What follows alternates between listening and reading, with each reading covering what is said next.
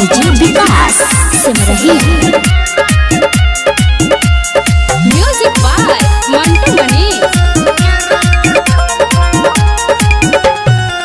सोया अंगूरी दाते लगले काटे, हम ऊपर से लगनी जे जाते। सोया अंगूरी दाते लगले काटे, हम ऊपर से लगनी जे जाते। बाते रात एक बात रहे कुछो न बुझात, काबू भइल न जवानी गरम पर। बैठल रही केरा के थम पर न हो गए, बैठल रही केरा के थम पर।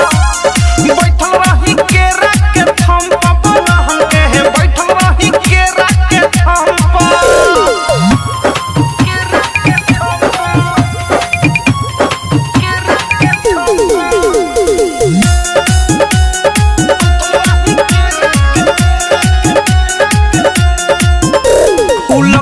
जे हाफे कह देनी साफे, किया की जवानी के लहक गइले बा। अब इधर कुछ तो कर, ई मनवा ये राजा बहक गइले बा। लगले जे हाफे कह देनी साफे, किया की जवानी के लहक गइले बा। अब इधर कुछ तो कर, ई मनवा ये राजा बहक गइले बा।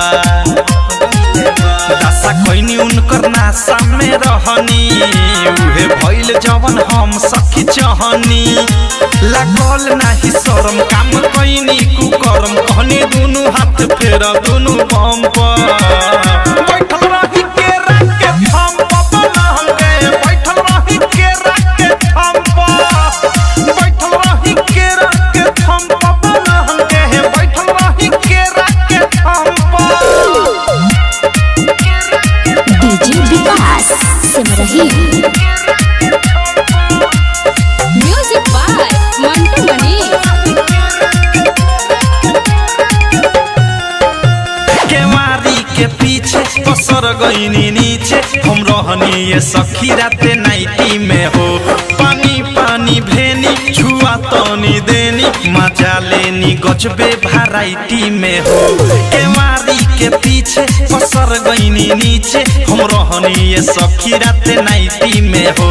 पानी पानी भेनी छुआ तनी देनी, मजा लेनी गजबे वैरायटी में हो। लेत रहले उ हल्का में हमें, जाते खलका में रुक गइल दमे। राइटर थारू अवधेश लागल ठेहुना से ठेस, अनुराग हो देहिया नरम पर।